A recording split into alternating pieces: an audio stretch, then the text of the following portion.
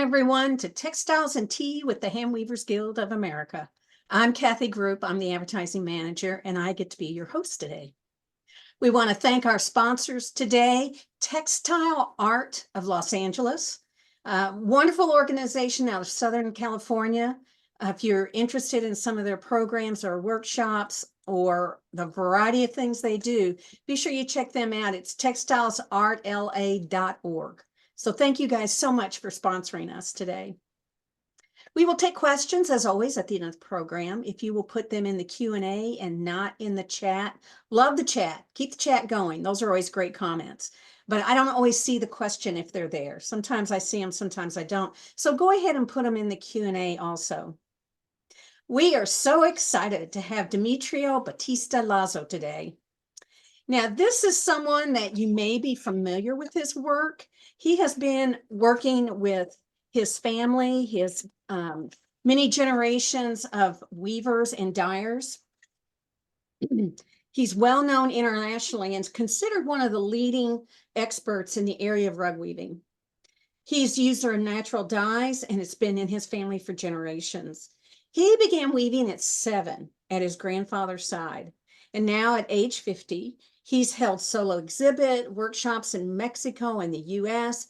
He's been featured in Zapotec Weavers Museum of New Mexico Press and in Spin Knit Colorways, and that's out of Interweave Press. Demetrio dyes his wool and mohair blend with locally grown plants plus cochineal. Through experimentation, he has learned to combine dyes and use a variety of acid and base modifiers to achieve a really rich, varied natured palette, as you can see in some of these images, and we'll see more today. And he's have over 100 different colors in this palette. Very innovative, but at the same time, part of his Mexican design and culture. Thank you so much for being here today. Hi everyone. Well, thank you for inviting me. That's great to have you here. Well, our first question is a silly question, but we like it. What is your favorite tea? Okay, I have two favorite teas. One is called poleo, which is pretty, how to say, like an anise taste tea. It's a tea that grows up into our mountains here, which is pretty good for, how to say, for your health. Ah, okay. Actually, Stijibeu. Well, tell us, I mean, we've already talked about how you're multiple generations of a weaving family, but tell us more about how you got started in fiber and maybe how you stayed in fiber. Okay, how I got into the fibers? I grew up, with my family, which they were actually doing weavings. So, just by watching them and just repeating what they were doing. And so that's how I got interest, but, well, I started too early, like you say, like at the age of 7. And then, it was a time that probably when I turned 17, I thought like that was it, because I couldn't find any more like join into what we were doing. So, but, and I took off for 2 years, but then I came back and I find out that that's what I want to do. So that's how I got started. Well, thank goodness that you came back. Lucky for us. Now, you respect and honor the traditional images of your weaving and in your region, but you're also not afraid to try your own interpretation. So would you talk about these two images that'll be coming up? One is some architecture of the area, and another one is a detail of one of your rugs. How are they similar? Yeah. How are they different? Well, the images that we have there about the runes, those are our ancient patterns that we traditionally we love to make them, and especially in this case the mitla pattern, which is the key pattern, and there's symbols of life. The key goes like this and like that, so which means wind and clouds. The clouds bring the wind brings the clouds, and the clouds bring the rain. It's a symbol of life. So that's what we see in this in those two images there. And we love to make, you know, traditional patterns, and actually we grew up by making them since we start learning about weaving. So there's two patterns on that left side. There's that one in the upper picture and then one in the lower. Are they the same variation of the same pattern? Are they two separate ones? Well, the one above, that's a pattern that we call the wings. The wings? Okay. Wing, or the wings. I you know, I don't know how to pronounce that very well. Yeah, yeah. Bottom one, that's the key pattern. The which is key. Okay. Well, that's Mhm. amazing. That's amazing. And that's your rug on the right, correct? Yes, exactly. Okay. Um, so when you talk about these symbols, and I'm assuming they're all around you where you live, it's not something you would have to seek out to find. But do you find as the younger people get into weaving, do they have to be taught about these symbols? Do they know about these symbols growing up, or? Well, today's the how say the traditional patterns, Mhm. or how say usual than ever. I mean, there was a certainly time that this start getting like lost, because how say of the people who were introducing, you know, like modern patterns, or a lot of Navajo patterns around here. So the traditional patterns start how say got lost, and also because of the difficulty of to weave them. So that's why people, you know, they go like, oh, this is much easier, and so I won't make anything of this traditional, because it's not easy, especially with the curves, like the Yeah, rough timing. You know, yeah. it's a challenging thing, and especially when it has an outline, it's even harder. That is a good point. I hadn't thought about that, that it is not an easy, it is not an easy thing to weave. It is not. No. Well, you have been described as equal parts chemist, herbalist, and artist. So are these actually equal parts? And then I also think you have to throw in businessman, because you have a lot of businesses you run, or at least two, if not more, right? Well, well, in this case, you know, since we are a small business, we call it here, we have to play the drums, we dance and we sing. So we do the three things all together.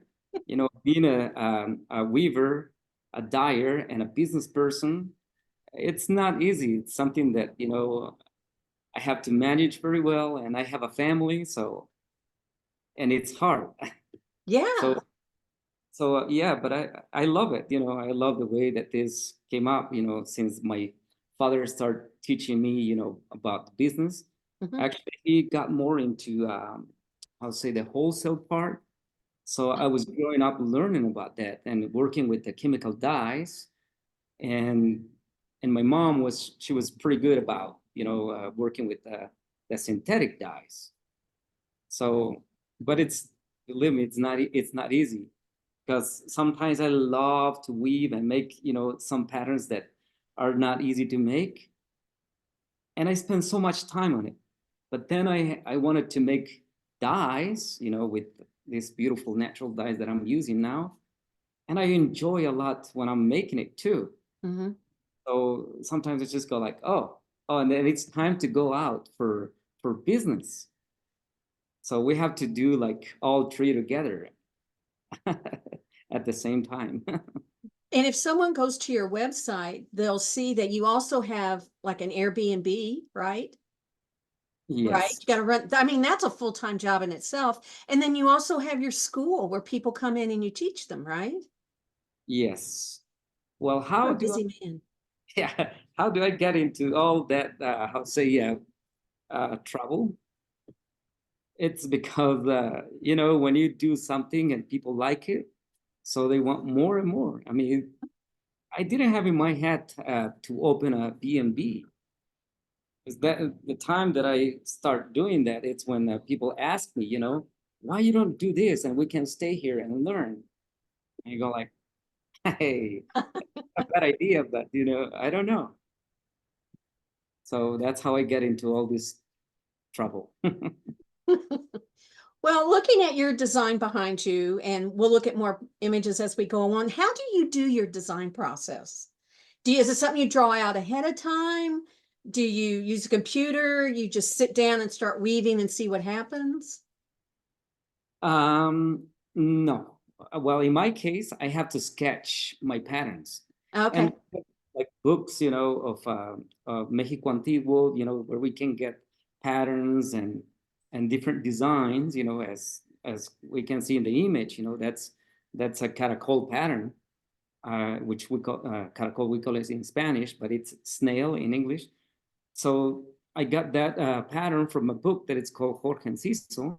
So I got so many images there that I can easily draw, sketch it before I make it. So that's, I have a size and I have, you know, to make it at the size that I have on the loom. I mean, of the warp that I have on the loom. Right, But, right. but the challenge part, it's not to make the, how say, this kind of geometrical panels. The other challenge is when somebody gave us, how say, an image or a painting. So that's a challenge, how to draw that, how say, design Mhm.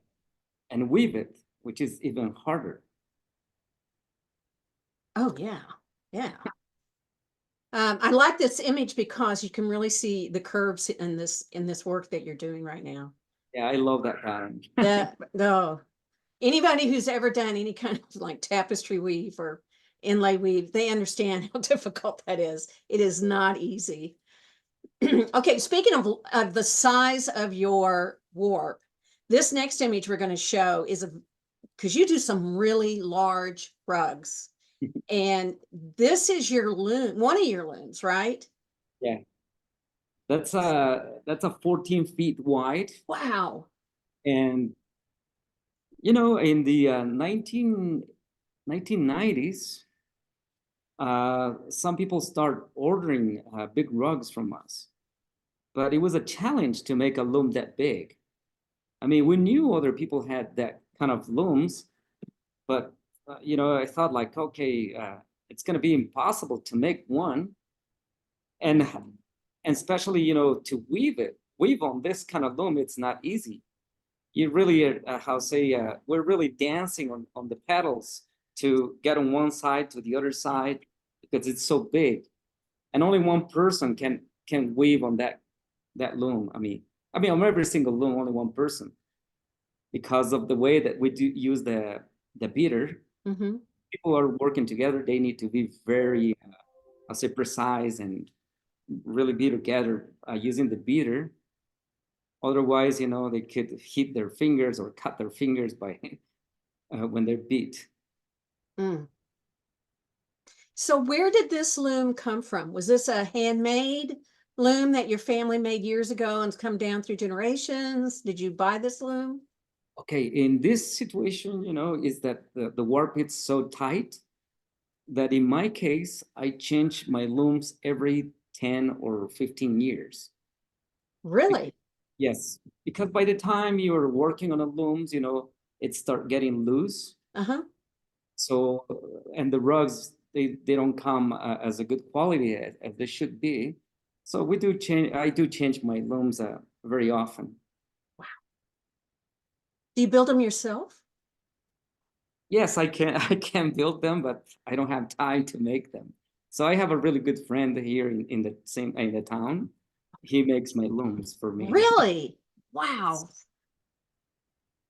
I'm sorry, I got stuck on this loom. When I saw how big this loom was, I was amazed. I just kept thinking, I want to see this in action. I want to see you warp it. You know, I want to see you throw the shuttle. It's just beyond my comprehension of a loom this big. You know, I think I'm really stretching when I'm working on my little 43-inch loom.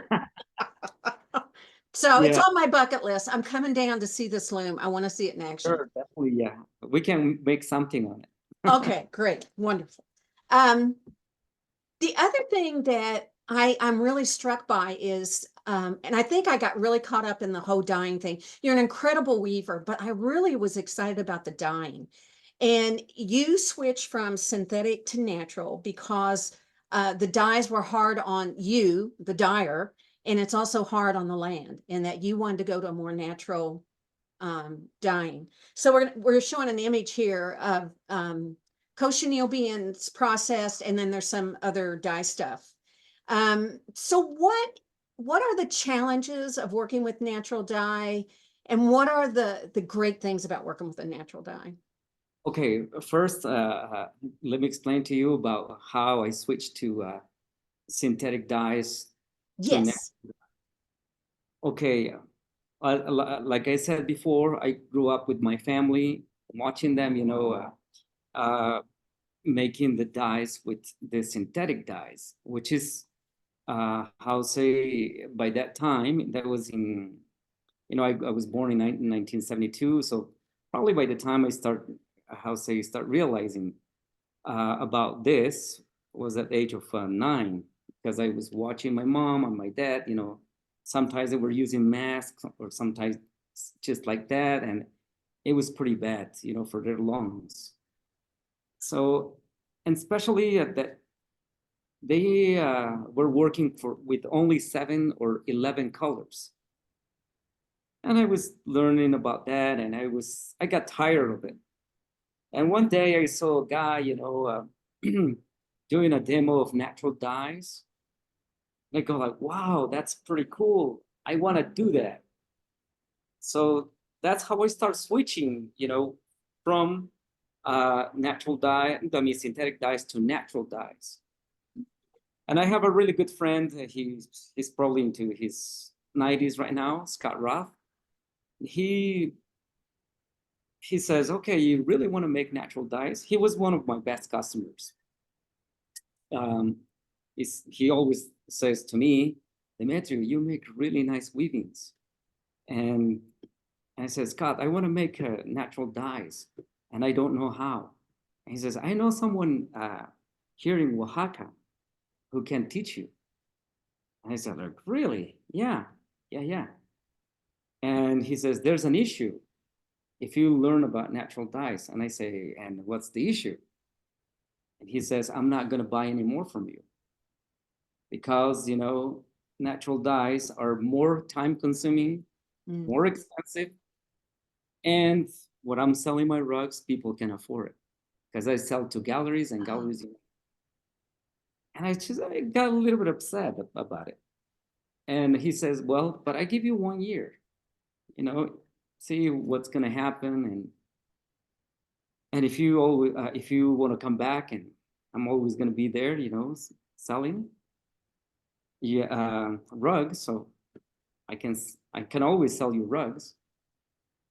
Then I just start doing it. And yeah, it was like the first year, second year, it was hard because, what they taught me, it was not what I wanted, because I wanted something, that could last in sunlight, be color fast.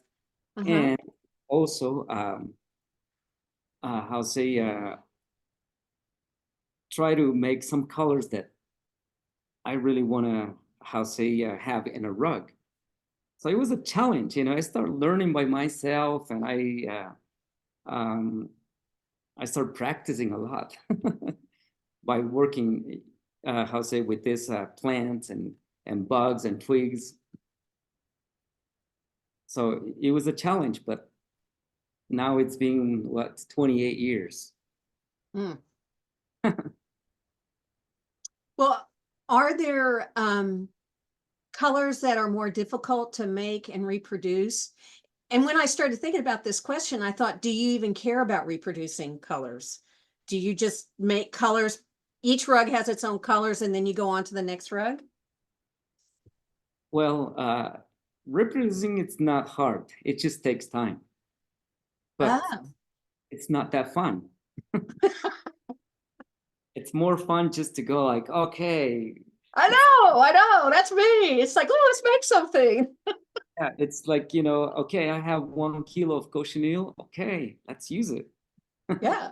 So that's what I do. I use, you know, 1 kilo of this, and okay, today I feel like, okay, yeah, I have enough of this moss.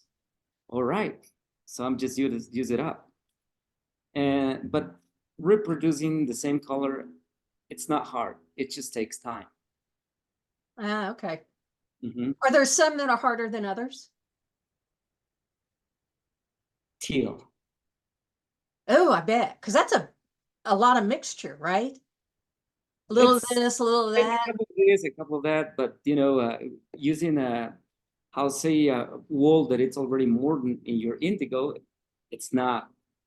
I'll say it's it's not fun because it will ruin the batch. Wow, you really know how to do this. You should teach this. Oh, wait, you do. That's right. Well, I skipped an image while ago, and Mandy has pointed that out to me, and it's a great picture of a very large rug, and it also shows your wonderful colors. So thank you. There you go. Look how big that is. That is amazing. And when I saw this, I kept thinking, okay, now where did he join it together? I just knew this was a rug that had to be joined together because it's so large. And it just shows the wonderful colors that you use. And on my computer, it looks like teal. Is that teal in there? It is. It There you is. go. Mhm. And I remember that rug very well. Background, it's from pecan leaves, which looks like the green brown color. That's Uh-huh. from leaves, and the burgundy, it's from cochineal, and all the reds actually are from cochineal, and the blues are from indigo. Now, does indigo grow down there? Yes, Okay. there's a place that is called Niltepec. Hmm. We grow, or I mean, they grow indigo over there.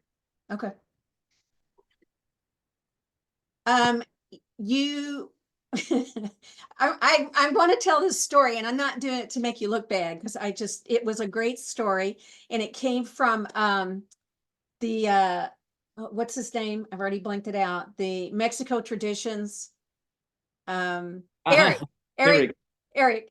Eric. He runs Mexico Traditions tours, and I was watching his video, and it was so funny. And it's not to make you look bad or anything, but it does make the rest of us feel better. So this story is that you were learning about dyeing with cochineal, and that you added too much baking soda, and it ate up the wool, like you had just scraps left over. Right? Do I have this story right? Yes. Well, that was the beginning, you know, as I said, you know, people who, who start getting me into these natural dyes, they did a good job, but, you know, I wasn't happy with the results. So I just want to do my own. And I thought like, oh, wow, you know, I have a really good idea. What about if I put 1 kilo of baking soda? That would be something, you know, I will get the most beautiful purple ever. And I did get a nice purple, but you know, but the bacon sort of ate all the wool, the fiber, you know, because protein fiber, it's absorbs a lot, but also it's very it doesn't like any alkaline. Mm. Not much alkaline. A little bit is good, but not much. It really does make the rest of us feel better as we blunder through. And I'm not speaking for everyone, I'll just speak for myself. As I blunder through trying to learn how to do dyes, to hear someone like you struggled at one point. So it sounds like as you were doing this, it was a lot of trial and error. Did you have resources to go to on, you said there was someone in your area that did dyes, but it wasn't exactly what you wanted, right? No, Okay. no. Uh, yeah, you know, because a lot of people, well, in this case, this was in 1995, I think, no, or 1993. I don't remember that. When I start, how say this new challenge, I was pretty young, and I never thought, you know, that I was gonna be talking to you guys or teaching.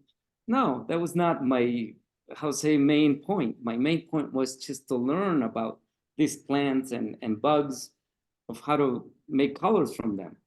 So that, you know, pushed like something inside of me to do. So I just started and I said, go like, okay, what about if I do this? To be honest with you, I didn't know about pH until someone says that what you're doing is that you're changing pH. And I said, what's pH? They go like, you know, from 1 to 14, you know, 7, it's neutral. And if you go lower, it's acid. And if you go higher, it's alkaline. I go, really? Okay. Then I start, yeah, and I just start playing it. I mean, I was doing it, but I didn't know that was called like that, you know, the pH. Well, if you're taking all this time learning, were you also using the synthetic dyes to keep your business going? Were you trying to do both at the same time, or did you stop for like a year and just learn natural? Pretty good question. Actually, I stopped. I Wow, really switched, like, that's a risk. yes. So you I just put everything on hold and worked on natural. yes, yes. It was a risky thing for me because my only customers were dealers. I mean, people who were coming here to buy wholesale, and I didn't have any tourists because Oh, most of the people who comes here, they are interesting to shop for natural dyes, or at least, you know, you tell them, you know, about it, and they just go like, wow, this is done like this or like that. So it was a challenge. So wow. Did people think you were crazy? Like, what are you doing? especially my father, because he told me, you know, why you bother, you know, making all these things, you know, there's everybody makes chemical dyes and they sell it as a natural dyes. And I go, Oh, yeah, really? a lot of people does it. Today's it's different. Oh, Today's is different, but it's because, you know, we start this how say new thing, which mhm. is was natural dyes, and now people see that it's working. I mean, it's works with Demetrio. Okay, then I have to want to learn. I mean, I have teach a lot of our local people too, and they Oh, really? really like it, and they go like, "Wow, this is fun." So they're making it now, Oh, that's so cool. but they Okay, haven't learned. Pete, go ahead. Yeah, they haven't learned about all how say over the 300 colors that I have in my palette. You've done all the hard work. You Yes. figured it all out already. Yeah. See, that's why I like to take classes. I don't have the patience to figure it out. I'm just going to come down there and you're going to just tell me everything you know, and I don't have to figure it out. Sure. Okay. Uh, well, we have a great video, and these are students, and I got really excited when I said, let's just look at the video first. The audio's not all that great, so don't think there's something wrong with your audio. This is more visual than it is audio. So here's some wonderful examples. I'll let you tell it. Yeah, that's what we do in a workshop. You know, people when they got here, we learn from Your t-shirt. scratch, and we call it vacations to die for. What it says? I like that. Vacations to We worked die so for. hard for 4 days to create all these colors that you already saw in the video, and you know, Mandy, would you throw that again? Can you do that? I learned a lot. You know, also from Thank you. here we take people who have a lot of experience with natural dyes and people who are beginners. So it's not a problem. Show me your t-shirt. Yay! What it says? Vacations to die for. Die for. That's going to be in the questions, I'm sure. How can we get that t-shirt? We do it here. Each There you student go. There you go. And one of the things that happened when you were telling me about this, I live in Atlanta, and the woman in that picture is Melanie Davenport, and she's with Georgia State. And they offer a study abroad program where they come down to you in Oaxaca, right? And they study with you, right? They did. I can't believe I didn't know about this. It's an amazing program. That's wonderful. How long Yes. are they down there? They're here for 10 days. Oh, man. All right, everybody, Georgia State, go sign up for Georgia State. If Jess is watching me this from Georgia State, she's probably going, oh no, we only have so many people that can go. But I think that's amazing that they go down there and study with you. That's wonderful. How long Yes. have they been doing that? Well, this is gonna be their they did it, I think, third time that they come. Oh, what a great study program. But I have other groups that they have done it for 16 years. Really? Other schools or other groups? Other guilds and also Really? I want to be in that guild. Sure. Well, you can, I mean, 10 days is a lot. I cannot imagine how much you learn in 10 days, but at the same time, it's only 10 days. And there's so much to learn about dyeing and natural dyes and what works and what doesn't. And so when somebody comes in, a student comes in, what is your goal for them? They're not going to go away as experts, but what do you hope they can accomplish? What do you want to give them before they leave? Well, I try to give them a lot. You do. Yes, yeah, because I push and go like, okay, well, this is my expression when they come here. Remember, this is a work. I mean, that means we have to make a lot of dyes, but also shop. Magic words. A workshop. No, I try to give as much as I can, because I know they're coming from far away, and I just give a lot.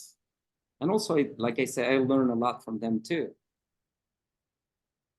So is there like a basic level you hope they leave with that they can build on? Or, I mean, Yeah. I'm taking dye workshops, and I know a lot of times I walk away and go, that was fun, but I don't know what I did. It's like everything. If you don't practice, you forget. Well, that's true. That's true. That's Yeah. true. All right, I'm writing this down. So when I come down and take your class, I'll know this. I'll know this. I have had people here that they have come from Australia, London, Brazil. Oh, I bet. I bet. Well, From all that whole area is very fiber intense, right? Yes. Yes. So there's a lot going on with fiber, and we're going to talk more about that. You teach at home, but you also travel and teach. I know you teach in the US, around the world. So what are some of the challenges of having people come to you to learn? And what are some of the challenges when you go out and teach? Well, the challenge is, well, first to travel. The issue is that when I go to customs and take in my bugs, cochineal or some dye material that I want to take with me, because sometimes I find out that some plants it's not available in the US or whatever I am. So I have to take it, to show the people that this works like this and this other one, makes this. And an issue or challenge for you to come here, nothing. It's just have a good stomach for food, because there's delicious food here. It's when people comes here, it's a combo. We learn a little bit about what it's around also in the afternoons, and we have the dyes, like 5 hours in the mornings, and the rest of the time, they can enjoy, walk or do other visits in other towns. Oh, that's nice. That's nice. I was kind of laughing to myself when you said that, because historically, at one time, if you tried to take cochineal out of the country, you were just killed. It was against the law and you were dead if you tried to do that. I'm glad things have changed. That's good that things have changed. Yes. So weaving is closely tied to your family. And like I said, there's a lot of fiber activity, teaching, dyeing, weaving in that whole area. So, and I don't want to step on anybody's toes, but are there any issues with your family or your neighbors or anybody else in the area? Any issues or concerns about teaching outsiders what you've known and what is traditionally yours? Okay, it's not hard when they know what you're doing Mm-hmm. and things that they haven't done. Of course, there's they are jealous, but I will say like 15 years ago, it was not easy. But today it's a little bit different. Now, because of the social medias, now people know that there's weavings all over the world. And so they understand now, because before when we didn't know anything about the world, people think that we were the only weavers on this planet. But now it's a little bit different. You're just the best weavers on the planet. There you go. Thank you. You're so modest. You wouldn't even agree with that. But you can. We all know it's true. One thing I was curious about in the history of the weaving in your area, I was reading a little bit here and there, and one of the things was that the Spaniards brought in sheep and wool. So obviously, way back when somebody was weaving something else besides wool, then you started weaving with wool. And from my understanding, it used to be mostly clothing and not so much rugs, right? Historically. And Yes. then you went from natural dye to synthetic dyes, and now there's this kind of wave going back to natural dyes. So there's all these shifts historically, things keep changing. So looking on it now, what do you think will be the big shift in fiber in your area? What do you think's coming down the pike? Wow, it's growing, and we're open, to try different fibers, not only our local wool, but also, I'm using, I'll say other wool like mohair, which we don't have any mohair sheep or goats around here. So, but I'm being, I'll say, bringing some, and also what we call alpaca. Mhm. So that would be something that, we're changing, Mhm. because I hope that machines won't come and start making this kind of weavings in this area. That will be something that will kill the tradition of this, beautiful weavings. Yeah, yeah. Yeah. Is there any kind of government intervention, like things are protected, they only allow, that they would not allow the machines in or anything like that? Well, yes, most of the, traditional weavings or craft in Oaxaca, they're protected with the government. Oh, good, good. That's good to know.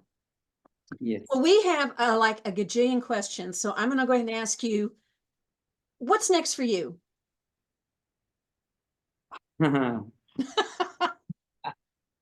More of the same, and a lot of it. What's next for me? Try to make some patterns that I have never done before. Really? Yeah, and it's in my head, and I want, some to have a time to make it, and I know I have this enthusiasm and something, from my inside. It's just I want to do this, and yeah, it doesn't matter how hard it is. That's next. But I don't know what it is, but Oh, okay.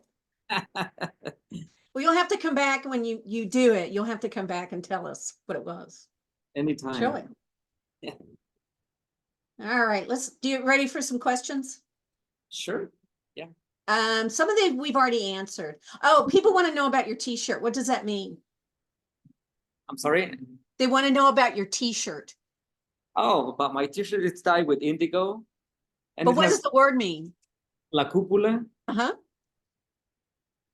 Okay, in 19 in 1991, I also thought of something that it could be a difference between all, all the houses that we have here. And I make in one of the rooms above, I made a dome. So that's a dome. It's called cupola. So that's why the place is called La Cupola. Now that's your bed and breakfast, right? Yes. Okay. It's the name of the business also. Oh, okay. Oh, it's more than that. I thought it was just the B&B. Oh, it's your whole business. Okay. Yeah. Our good weavers want to know, what is your warp and what is your weft? What do you use? Okay, on our work, we use something that has 50% wool, about 30% of cotton, and about 20% of nylon. Why we do use nylon? Because the tension of our looms, it's so tight that we need, do those three combinations, so we can make, how say, really good weavings. So that's the warp is those three. Yes, and about You have wool in the warp? yes, Oh, and We were- about the weft. uh-huh. I've been using different fibers. I've been using merino, alpaca, mohair, and sometimes when I have what do you call this kind of sheep, Lincoln, is that correct? I'm saying. Mhm. So I use Lincoln wool. What And also type of sheep are grown around there? survival sheeps.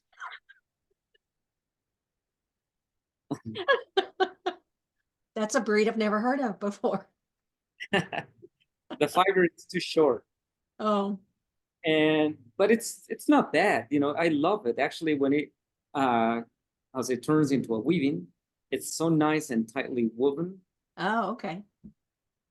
But it's a little bit itchy, but it's beautiful. It's nice. I love it, especially because I have such an good feeling with the people who does the hand carding and spinning. I love those people, and I'm always gonna use it. Doesn't matter what. Well, that was my next question. Who does the carding and spinning? Yeah, we do have some people that they're not from this town. They're from a town that is called Chichicapan. It's not a tourist place, and I love to go there. This tradition of doing I'll say hand spinning, it's dying. I mean, we only have what the youngest person who is teaching or I mean making how say hand spinning. Mm-hmm. She's about 60 years old. 60? Like Yes. 60? Yes. Oh. Maddie was asking that very question, is that are young people interested in continuing the work? Well, the weaving that, well, not the hand spinning. Huh. Young people today's technology, it's different. So they rather more to work in a restaurant or in a cafe, something where they Really? don't have to be doing hard work. Because I mean, it's carding and spinning. It it's not is. Yep. very hard, and I know sometimes the price is not enough. I try to go like, okay, I want to pay more. I want to pay more. But sometimes, when we sell a weaving also, Mhm. that's when we have to increase a little bit of price. But because all of the help that we're doing with these people. Yeah, I think anything handmade, made by hand, handcrafted, it's hard to get people to understand, Yes. how much you need to pay for it. Another question was, how many people do you have helping you and what are their jobs? I mean, do you have people that do weaving, people that do dyeing, people that do designing, or like, do you have one crew that just does the warping? Somebody else does the spinning, the weaving? No, we don't have I'll say people who are just warping. Everybody works their own loom. Oh, okay. We have I'll say some people that they are weaving and helping us, and actually I'm teaching them about how to make more or much better weaving. So they don't work for me; they work for them. It's just that they bring the rug here, and I'm selling it.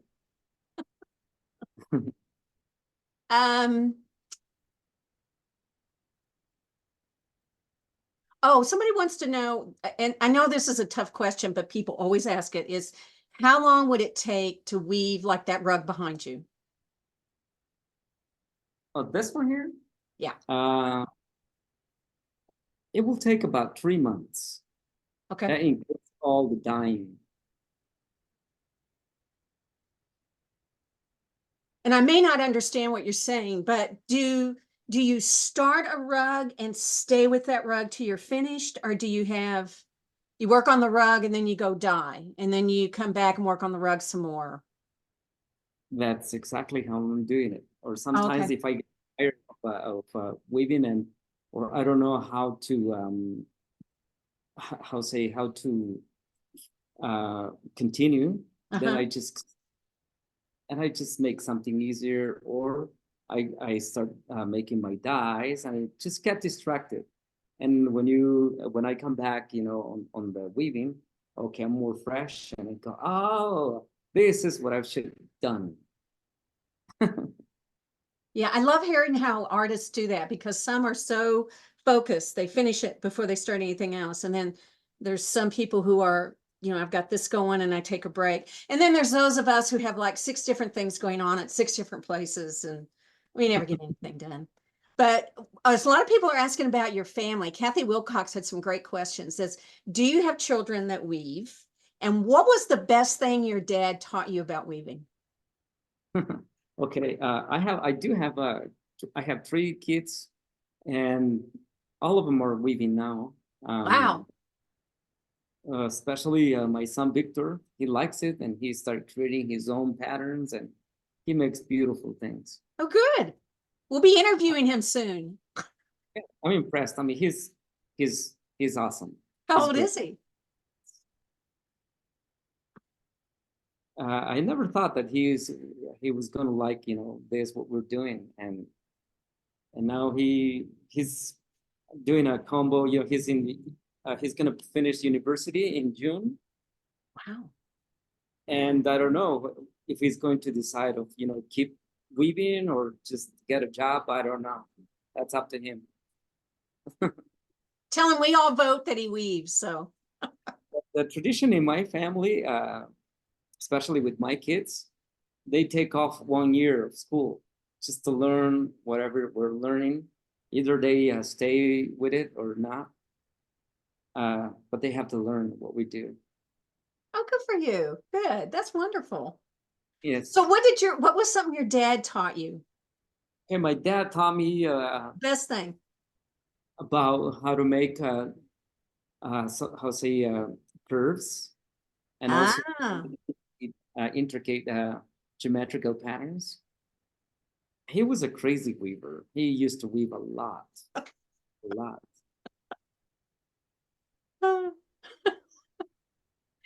um, sorry. Some of you we've already answered, so I'm just kind of scrolling through them. Oh, but he wants to know. So the guy who said he wouldn't buy your rugs if you went to natural dyes, did he really stop buying them? He did. Oh, He sad did. story. Yes, but it was a good thing. I mean, he helped. He pushed. It was first like a pushing. Like I took it as like a challenge. I go like, okay, sure. Oh, we have a hi here. This is from Jennifer. Ooh, and I'm probably going to pronounce her name wrong. Viral. She said, hi, Demetrio. We came with Eric and stayed with you about 10 years ago. Wonderful memories of you and your wonderful family and your rugs and your dyes. Thank you. Thanks, Jennifer. We're so glad you're watching. That's great.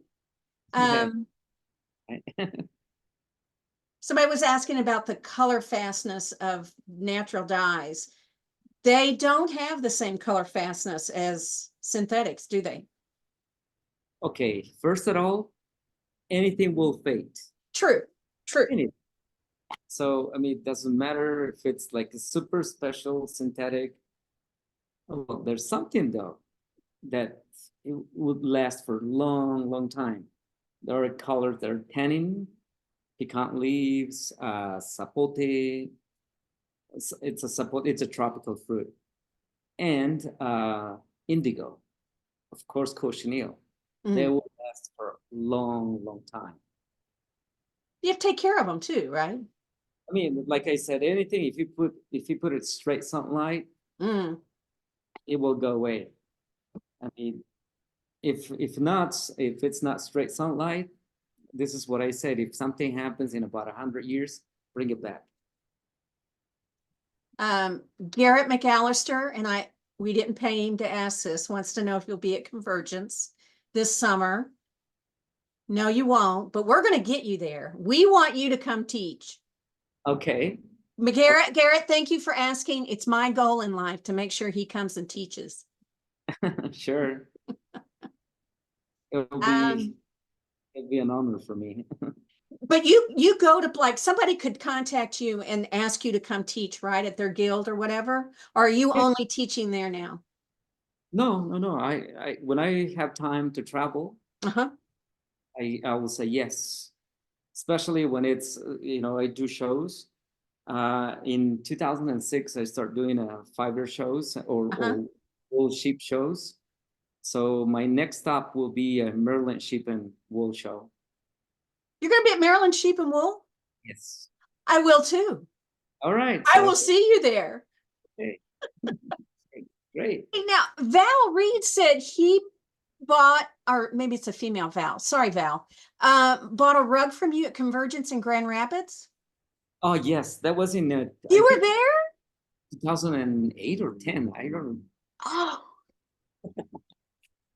Yes. well, it's an amazing piece of art. It has graced my kitchen floor all these years. Thank you. So there you go. It lasts forever. Exactly. Another question. A couple people asked about the book that was in one of the slides that had all the designs in it. That's a Jorge season. Is that available to purchase? People are asking. Yeah, they can purchase that online, Amazon. And what's the name of it again? Jorge Enciso. Can you spell that? JORG. I mean, sorry, GENCISO. Jorge Enciso. Ciso. Enciso. Enciso. ENCISO. Enciso. Enciso. Okay. Now, I know somebody's on here right now going to Amazon and looking that up. So as you do, please put it in the chat.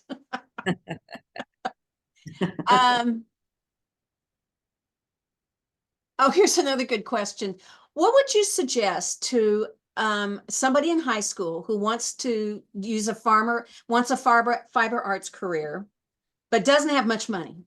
What's a good way to start? You don't need any money. You just need a heart and waiting.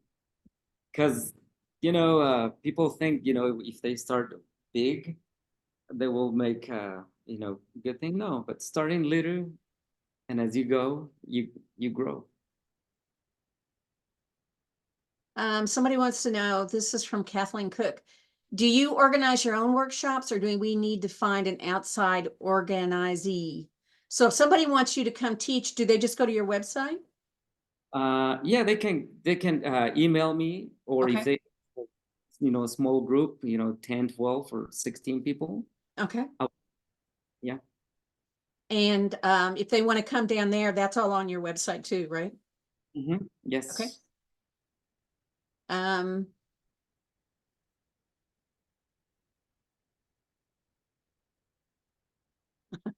Somebody came back and said the guy who didn't buy your rugs, he lost out.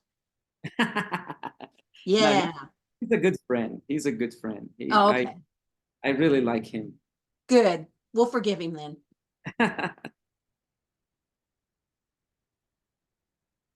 I can't believe we've answered a lot of these questions. Oh, somebody was asking about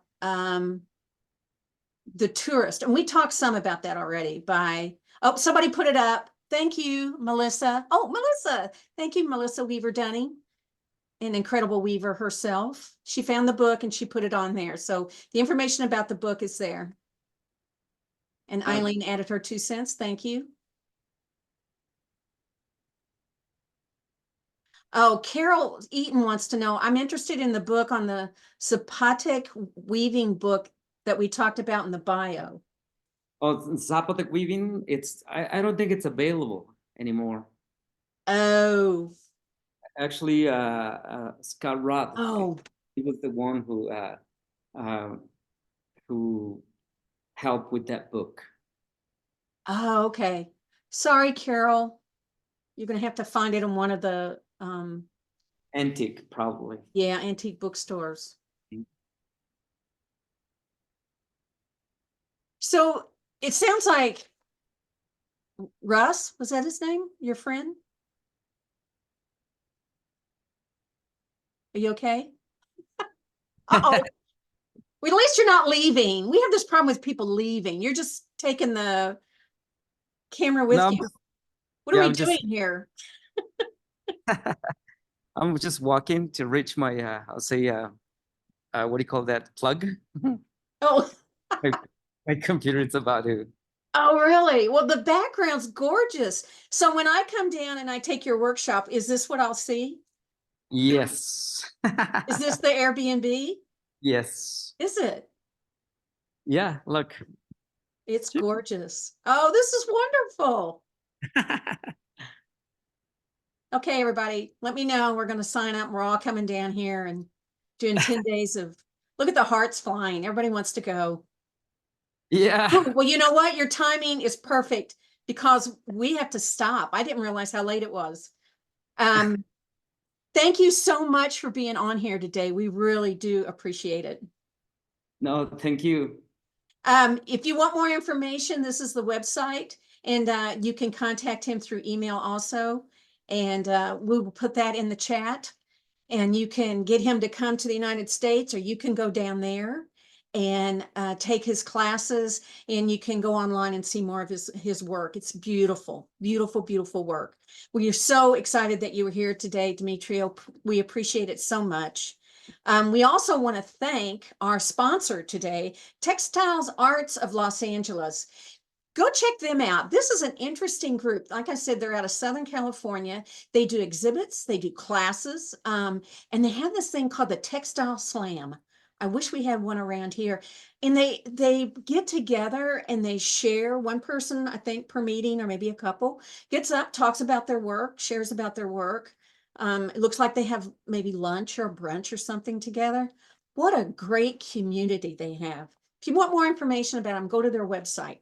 Interesting group. And thank you so much, Textile Arts Los Angeles. We appreciate you sponsoring us today.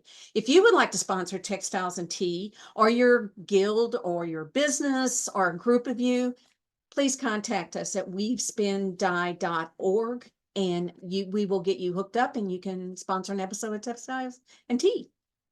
Convergence update.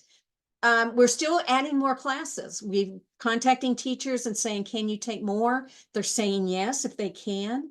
So keep checking back. If there was a class that was full and you're still interested in going, be sure you go back and check. And also do the wait list, because that's who we're contacting first. And you might get that class that you were hoping you could get into. We're adding something new this year. I'm very excited about it. It's called Marketplace Mondays. It's a sneak peek. We're going to have our vendors come on. They're going to take 10 minutes and talk about what they're going to bring. Do they have a new loom? Some new yarn that they're excited about?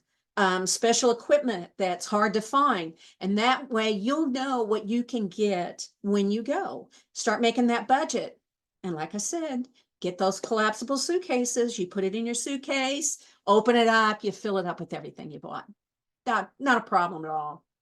The other thing we're excited about is we've got a new tour coming up, and we've just added this one. It's a great tour. You start out at the Kansas City Art Institute with Paula Verbeek. She's one of the instructors there, and it's an incredible place.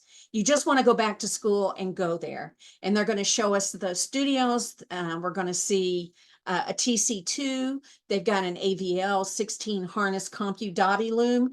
And those aren't always looms that you get to see anywhere. And on this tour, you're going to get to see them in action. I think they're going to have one of their fourth-year students show us how it works and everything. Then you're going to go to the University of Kansas. It's an all-day tour. It's a full day. Then you're going to go to the University of Kansas and see textile studios there. The faculty and the grad students are going to show off their studios. And then you're going to go to the Spencer Museum of Art, and they're bringing out of storage their fiber exhibits, and so that you'll get to see some of their materials. If you're interested in attending one of these tours, or you want to sign up for another one, as always, weavespindye.org. Go to Convergence and check out all the tours that are available. We want to thank everybody who has supported these programs through your donations or your membership. Don't forget, you can go online and join. You need to join before you go to Convergence anyway. If you want to donate to the Fiber Trust, you get into the the fashion show early if you donate to the Fiber Trust. So check that out. But we do appreciate it. It goes towards scholarships. You're going to meet all these interns at Convergence too. All these great students who want to make fiber their life. We offer them scholarships. We pay for their internships. And all of that is from the donations that you give to HGA. We thank you all so much for doing that. If you've missed any of the episodes, you want to see this one again, I just want to see the Airbnb again. You can do that by going to the HGA Facebook page. You can sign up through the YouTube, and I encourage you to sign up for that because then you'll know what's been uploaded. But you can see all these episodes, even from the very first one you can watch. So you can check that out. Kathy Monahan is going to be on next week. We're very excited about that. I hope you all have a wonderful week. We will see you next Tuesday. Happy tea.